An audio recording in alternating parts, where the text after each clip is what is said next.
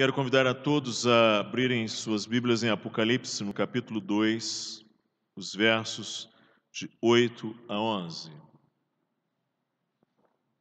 Apocalipse, capítulo 2, os versos de 8 a 11.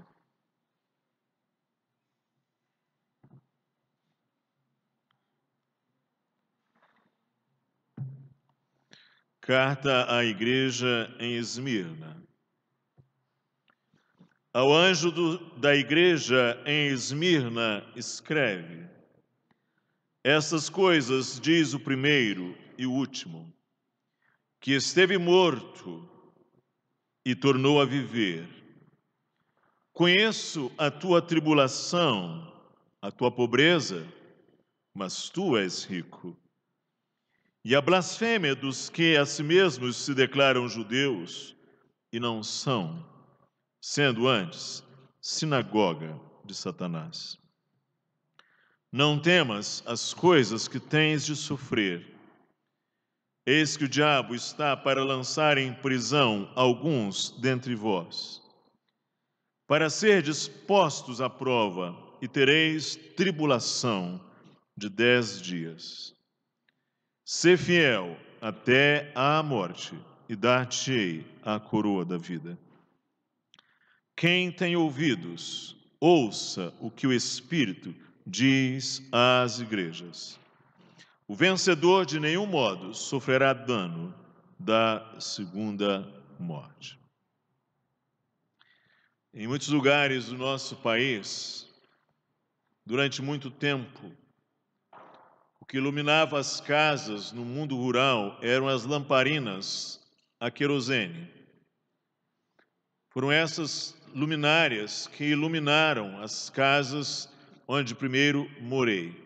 Lamparinas de querosene, com um pequeno pavio queimando, e aquela pequena chama, ela emitia a sua luz.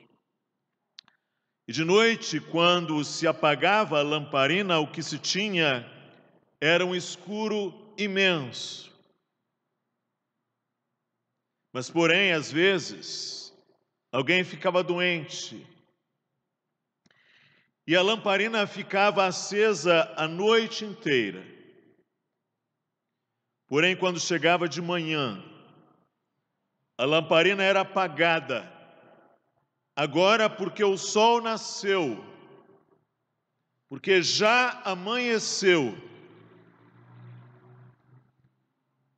E assim a lamparina era apagada não para nos deixar na escuridão, mas porque agora tinha vindo à luz o sol. Um dia, as nossas lâmpadas irão se apagar.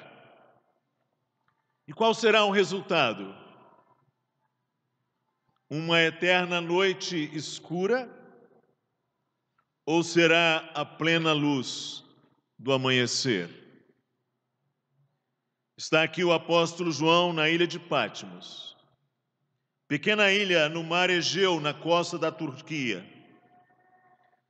Patmos era um lugar de banimento utilizado pelo Império Romano.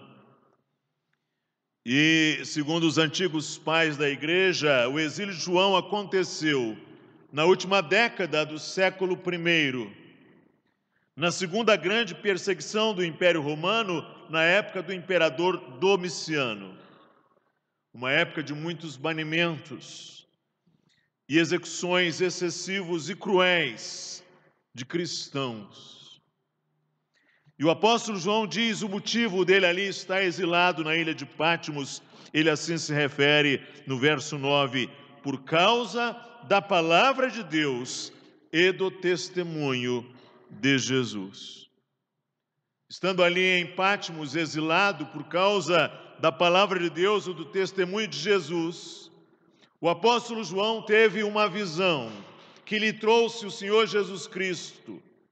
A visão era a seguinte: Cristo glorificado, com uma aparência aterrorizadora, gloriosa, andava no meio de 7 candelabros, de 7 candeeiros de ouro, tendo 7 estrelas na sua mão direita. E a explicação é dada na visão. Os 7 candeeiros são as 7 igrejas. Candeeiro, candelabro que tem a sua luz. 7 igrejas. E as 7 estrelas são os anjos que levam a mensagem às 7 igrejas. A palavra anjo significa mensageiro. Pode ser alguém, então, que iria entregar a mensagem, a palavra de encorajamento ou de juízo a cada uma das igrejas, podendo, inclusive, talvez ser um dos pastores da igreja, hipótese sustentada por alguns. E aí, com esta visão, o Senhor Jesus glorificado, andando no meio dos 7 candelabros de ouro, com 7 estrelas na sua mão direita, mostra que Cristo vela por sua noiva, que Cristo vela por seu corpo, que Cristo cuida dos seus irmãos, que Cristo vela por sua família, que Cristo vela por seu reino, que Cristo vela por seu nome. É Ele, de fato, o maior interessado no seu próprio povo. O povo está sofrendo. João está banido em Patmos, mas ele anda no meio dos 7 candeeiros de ouro e tem as 7 estrelas, que são os 7 anjos, na sua mão direita. Então ele envia cartas às 7 igrejas. E essas cartas às 7 igrejas descrevem as condições reais de cada igreja naquele final do século I depois de Cristo. E as 7 igrejas foram organizadas uma sequência em uma rota de correio no oeste da Ásia Menor, da atual Turquia. Ou seja, cada cidade, ele estava ali, no mar Egeu, e como se João olhasse para o leste, ele pudesse ver ali a costa oeste da Ásia, e ali haviam 7 cidades, em cada cidade 7 igrejas. Éfeso, Esmirna, Pérgamo, Tiatira, Sardes, Filadélfia, Laodiceia. Em cada uma dessas cartas, o Senhor Jesus começa dizendo ao anjo da igreja tal, ele já informa o destinatário, depois ele se identifica, Cristo se identifica, e ele se identifica usando alguma referência que foi manifesta na visão lá do primeiro capítulo, ou seja, ele vai relembrar algo que estava naquela visão dada a João. Depois ele vai fazer uma afirmação do seu conhecimento. Ele diz, eu conheço. Depois ele faz uma avaliação da igreja, em que às vezes ele traz repreensões e elogios. Em algumas não se tem repreensões, como é o caso aqui de Esmirna. Em uma delas não tem elogio, como é o caso de Laodiceia. Geralmente vem uma promessa no futuro. Ele diz assim, a promessa geralmente é iniciada com a seguinte frase, com a seguinte expressão, ao vencedor. E, por fim, uma exortação para quem tem ouvidos para ouvir, que ouça. A estrutura das 7 cartas são exatamente essas aí. E aqui estamos diante da cidade de Esmirna. Esmirna era a principal cidade que disputava com Éfeso e Pérgamo a fama de ser chamada a maior cidade da Ásia. Tinha ali ruas e edifícios através do litoral que circundava as montanhas. Fontes emanavam com água do aqueduto da cidade. Era uma cidade próspera, era uma cidade rica, era uma cidade com uma grande comunidade judaica, ou seja, muitos judeus ali em Esmirna. Um teatro ficava numa das áreas mais altas da cidade, e de lá se contemplava a parte mais baixa da cidade. E Esmirna reivindicava o título de ser berço do poeta grego Homero. Ela construiu ali um relicário em honra a Homero. Uma biblioteca, ginásios, termas e um estádio contribuíam para a vida cultural de Esmirna. E a cidade então atraiu grandes oradores. Era uma cidade assim muito importante, muito renomada no primeiro século. A despeito disto, a igreja era pobre. Exatamente por causa das condições de serem cristãos numa cidade altamente oposta ao cristianismo, quer pelos romanos, quer pelos judeus. Os judeus fechavam as suas confrarias, as suas fraternidades, as suas redes de comércio, os seus negócios, e os cristãos então ficavam à margem desses negócios. Não conseguiam negociar, não conseguiam ter ali a prosperidade dos seus negócios. A igreja cristã em Esmirna era, além de perseguida, pobre, numa cidade rica. E aí vem o Senhor e diz assim: ao anjo da igreja em Esmirna, escreve. E aí Cristo se apresenta lembrando aquilo que já disse lá na visão.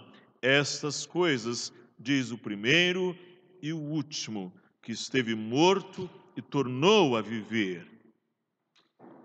E aí ele faz uma afirmação do conhecimento dele. Eu conheço a tua tribulação, a tua pobreza, mas tu és rico. E a blasfêmia dos que a si mesmos se declaram judeus e não são, sendo antes sinagoga de Satanás. E aí o Senhor traz uma palavra de encorajamento com promessa. Não temas as coisas que tens de sofrer. Eis que o diabo está para lançar em prisão alguns dentre vós, para ser dispostos à prova, e tereis tribulação de 10 dias. O Senhor Jesus Cristo, que sabe tudo, que pode tudo, que conhece tudo, ele diz: o diabo está para lançar em prisão alguns dentre vós. O diabo pode fazer coisas extraordinárias. O diabo é maior do que você. O diabo é maior do que essa igreja. Aliás, o diabo é maior do que todas as igrejas. O diabo só não é maior do que o cabeça da igreja, que é Cristo Jesus. O diabo só não é maior do que o Senhor que a defende, o pastor do rebanho. E ele pode fazer coisas estupendas. Ele fez isso com Jó. Sinais da natureza, sinais poderosos. As pessoas que acham que o diabo é alguma coisa assim, que pode simplesmente ser manipulada ali como bem querer, não estão entendendo. O próprio arcanjo Miguel teve respeito diante do maligno. Diz a palavra de Deus lá na carta de Judas. O diabo pode fazer coisas terríveis. Ele pode usar pessoas, ele pode usar poderes, potestades, instituições, mentes. E ele fez isto, e tem feito isto. E fazia assim lá em Esmirna. O diabo está para lançar em prisão alguns dentre vós, para ser dispostos à prova, e tereis tribulação de 10 dias. Mas se Deus é por nós, quem será contra nós? Se o Senhor nos fortalece, quem poderá conosco? Estamos nele, unidos a Cristo, ligados a Cristo, que é a nossa força, que é o nosso pastor, que tem o controle sobre tudo. E o Senhor diz assim: sê fiel até a morte, e dar-te-ei a coroa da vida. Às vezes as pessoas leem esse versículo sem fazer uma devida leitura correta. Não está dizendo assim: ser fiel até o dia em que você vier a morrer. Isso estaria certo, mas não é o que está dizendo aqui. aqui é ser fiel, mesmo que em condição de morte. Ser fiel mesmo à morte, com crase. Ser fiel mesmo que você esteja morrendo. Seja fiel mesmo que isso implique em morrer. É isto que o texto está dizendo. Ser fiel até a morte e dar-te-ei a coroa da vida. E aí vem uma promessa. Aliás, uma exortação a ouvir. Quem tem ouvidos, ouça o que o Espírito diz às igrejas, e a promessa é esta: o vencedor de nenhum modo sofrerá dano da segunda morte. Coisa extraordinária em Esmirna era a riqueza da igreja em meio à pobreza. O Senhor Jesus Cristo diz: conheço a tua pobreza, mas tu és rico. As condições da igreja, as condições circundantes, contextuais, na cidade, impunham à igreja, aos cristãos, tempos de penúria, tempos de sacrifício, tempos de luta, mas a fidelidade da igreja a fazia uma igreja rica em fé, rica em perseverança, rica em poder, rica em testemunho, rica em constância, rica em visão, rica em esperança. Como a igreja filipense também, que era uma igreja pobre, que era uma igreja sofrida, que era uma igreja que estava ali vivendo o espólio dos seus bens, diz o apóstolo Paulo. Entretanto, uma igreja rica em generosidade, rica em testemunho, rica em alegria, diz a epístola aos Filipenses. Uma riqueza em meio à pobreza. Isso nos lembra, irmãos, que crentes individualmente e igrejas em geral podem experimentar tribulação. O Senhor Jesus diz assim: conheço a tua tribulação. Conheço a tua tribulação. A igreja passando por tribulações em Esmirna. A sinagoga judaica de Esmirna era composta por judeus que haviam rejeitado a mensagem concernente à vinda do Messias. E embora professassem esses judeus adorar a Deus, a sua oposição ao cristianismo mostrava que eles estavam, de fato, sob o poder de trevas satânicas. Conheço a tua tribulação e a tua pobreza, mas tu és rico, e a blasfêmia dos que a si mesmos se declaram judeus e não são, sendo antes sinagoga de Satanás. Porque se fossem, de fato, filhos de Abraão, filhos de Davi, filhos dos profetas, certamente creriam em Cristo. Mas agora eles desprezam a Cristo, estão debaixo do poder de Satanás, são antes sinagoga de Satanás. E o Senhor Jesus diz: coisas que tens de sofrer. Isso é muito difícil para uma igreja ouvir isto. É muito difícil para um crente ouvir isso. Aliás, é muito difícil para qualquer pessoa ouvir isso. Você terá que sofrer algumas coisas. É o Senhor Jesus que está falando isto. Falando da igreja, falando do seu povo que Ele ama. Não temas as coisas que tens de sofrer.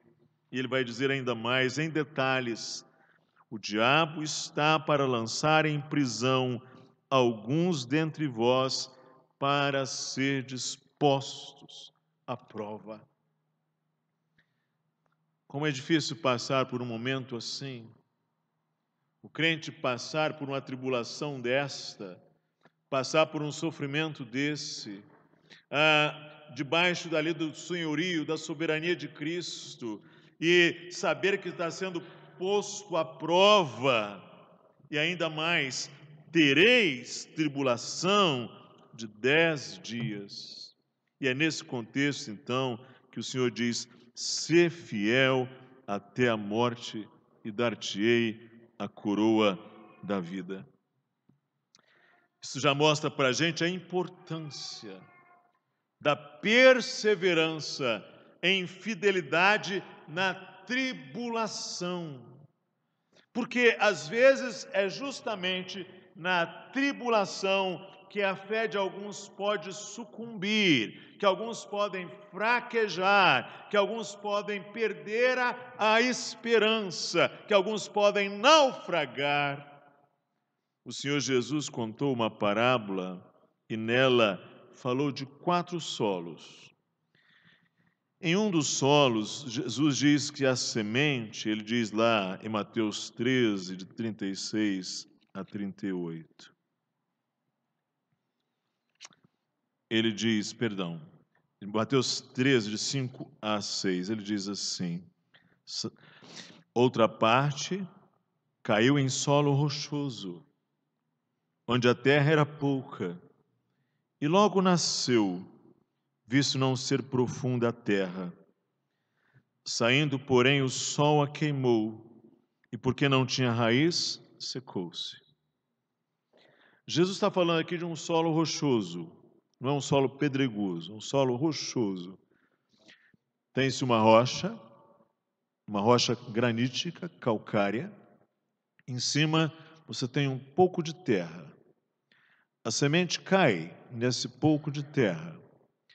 E não tendo condições, a raiz de buscar umidade nas profundidades, acontece um fenômeno inverso.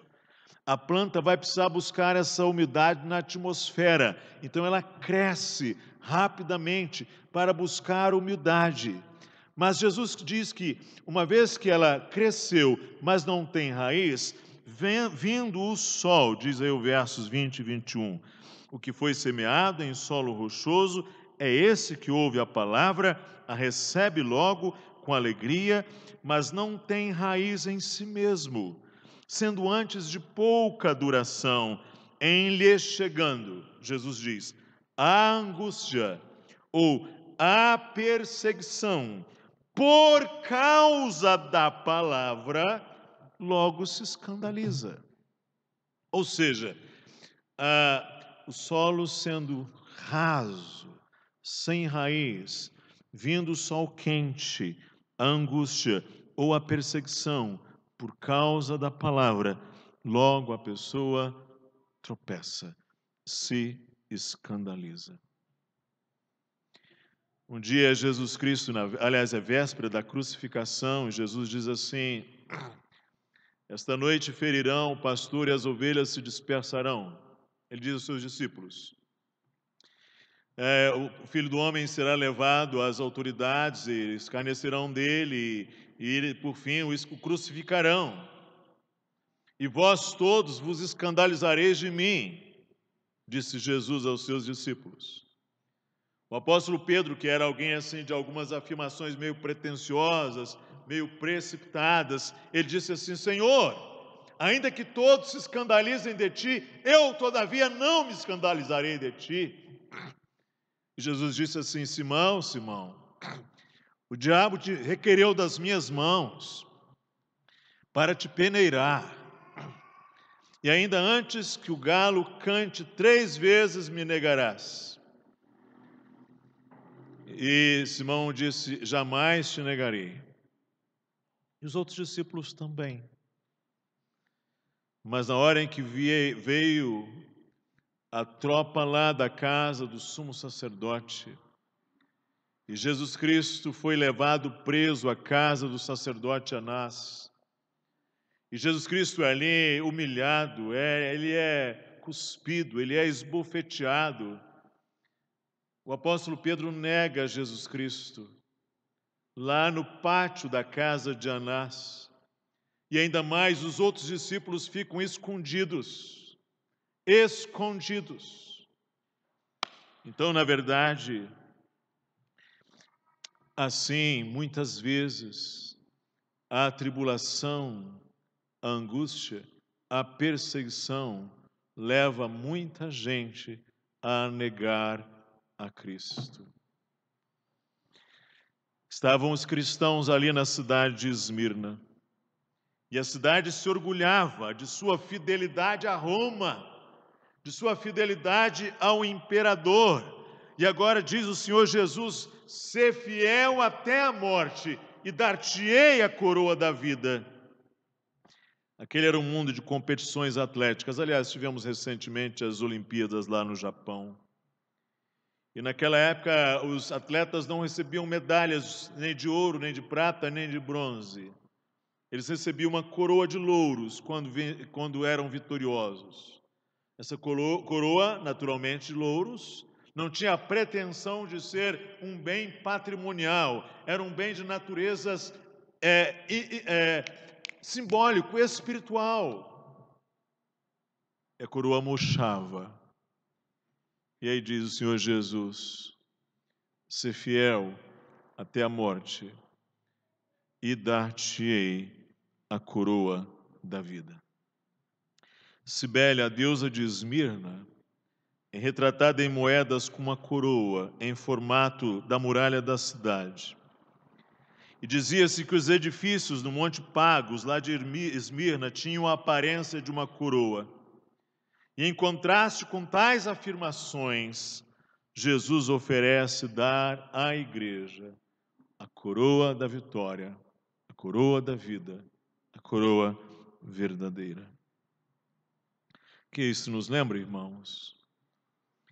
É que geralmente, quando a fidelidade for mais difícil, é quando ela será mais necessária. É possível que venham tempos de investidas contra os cristãos e contra a sua fé.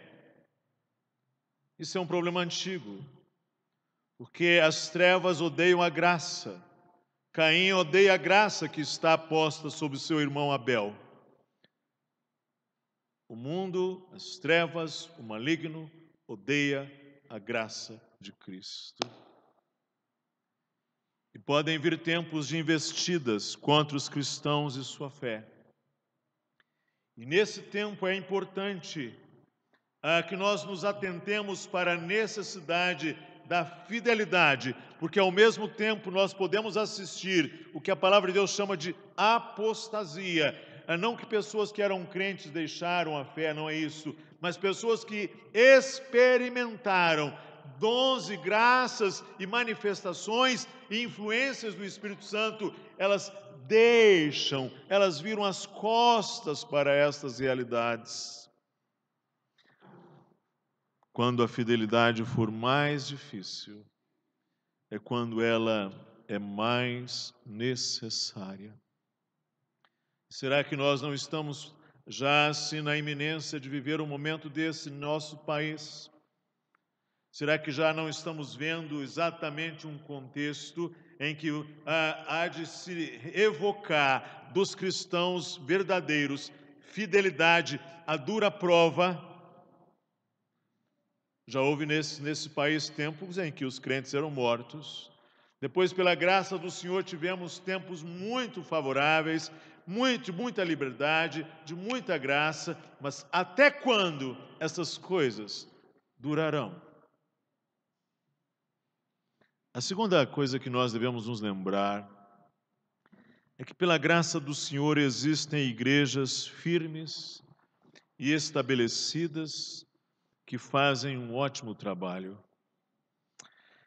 Havia igrejas ali com problemas, como Filadélfia, como Pérgamo, como Tiatira, igrejas em condições como Laodiceia, Tiatira, Pérgamo, igrejas em condições muito preocupantes. Mas havia igrejas fiéis, como Filadélfia e Esmirna. Esmirna é uma igreja pobre, mas rica. Uma igreja em perseguição, uma igreja em oposição, uma igreja em um contexto mundano muito avassalador e hostil, mas se mantendo em fidelidade. E saber que há igrejas firmes, que fazem um ótimo trabalho mesmo nos dias de hoje, isso é um motivo de grande encorajamento. Um dia Elias, ele sentiu-se sozinho. Ele sentiu-se muito desencorajado. Ele sentiu-se pequeno. Ele diz em algum momento: só eu fiquei dentre os profetas do Senhor. Não era que Elias estava sentindo a última bolacha do pacote. Não é que Elias fosse sentindo a última traquina do pacote. Não é isso. É que, contemplando a realidade que estava diante dos seus olhos, ele se viu sozinho. Mas aí vem o Senhor e diz: Elias, o seu problema, na verdade, é um só. É que você não tem a visão completa. E a visão completa é a seguinte: ainda tem 7.000 que não dobraram os seus joelhos a Baal. Ainda tem 7.000 que não dobraram o seu joelho a Baal. Sabe, irmãos, podem vir tempos difíceis, tempos de grande prova, mas é muito encorajador sabendo que o Senhor tem o seu povo aqui neste mundo, que há igrejas como Esmirna, que há igrejas como Filadélfia, que há igrejas fiéis, pastores tementes, perseverantes, obreiros que reverenciam o Evangelho, a palavra, igrejas cristocêntricas, igrejas que exaltam a glória de Cristo e não a si mesmas, igrejas que têm norte muito claro para a sua navegação. E por fim, é bom nós nos lembrarmos o que diz a palavra do Senhor Jesus Cristo. A vitória de Cristo sobre a morte. Ali em Esmirna, os cristãos teriam oposição de Jesus terrível, tribulação curta, mas intensa. De 10 dias, tribulação intensa, mas forte. Forte, mas breve. E Jesus lembra: estas coisas diz o primeiro e o último, que esteve morto e tornou a viver. Ele diz: sê fiel até a morte e dar-te-ei a coroa da vida. E ele diz: o vencedor de nenhum modo sofrerá a segunda morte. O vencedor de nenhum modo sofrerá o dano da segunda morte. A primeira morte todos nós vemos todos os dias. A primeira morte acontece todos os dias aqui em São José, em nossos hospitais, cemitérios. Se formos agora, alguém está lá nos cemitérios em luto, experimentando a primeira morte, que é a morte física. Mas a segunda morte é aquela condenação, é a morte eterna, é a morte em horror, em angústia, em dor, em desonra, como diz o apóstolo Paulo, a segunda morte. Mas sabe, irmãos, a coisa extraordinária é que Jesus Cristo esteve morto e tornou a viver. E nós estamos com Ele, ligados a Ele, unidos a Ele, e devemos, unidos com Ele, sermos fiéis até a morte.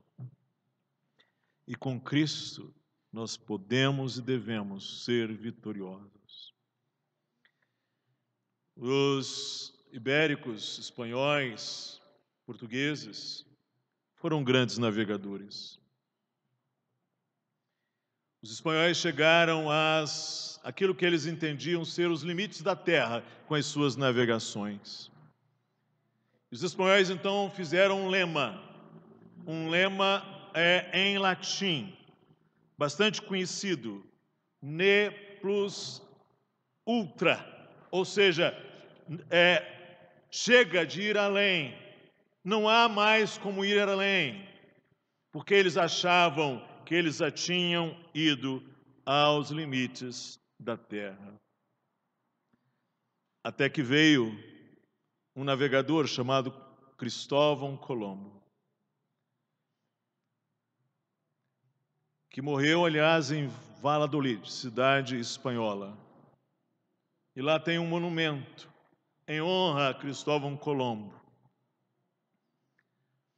Tem um leão nesse monumento. E esse leão está comendo a palavra latina ne, não mais além. Ne plus ultra. Ficou apenas plus ultra.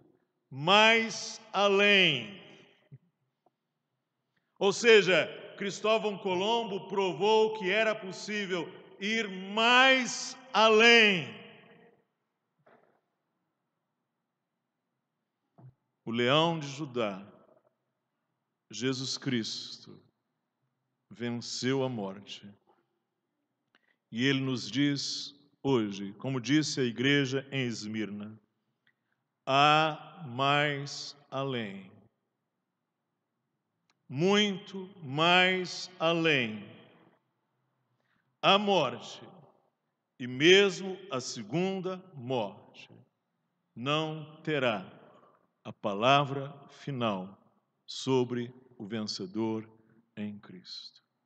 Que Deus nos abençoe. Amém. Senhor nosso Deus, ajuda-nos, encoraja-nos. Os tempos adiante podem não ser os mais otimistas, não sabemos. Pode ser que o Senhor requererá de nós prova de fidelidade, prova de constância, prova de perseverança. Vem em nosso socorro, Senhor Jesus, o Senhor que é o grande leão, o Senhor que é o grande pastor, defensor da igreja, o noivo. Nós pedimos que a nossa confiança esteja toda em Ti, absolutamente em Ti, seguros de que nem a vida, nem a morte, nem o presente, nem o futuro, nem coisas visíveis, nem invisíveis, nem potestades, nem todo o inferno poderá nos separar do amor de Deus que está em Cristo Jesus, o nosso Salvador. Oramos em nome dele. Amém.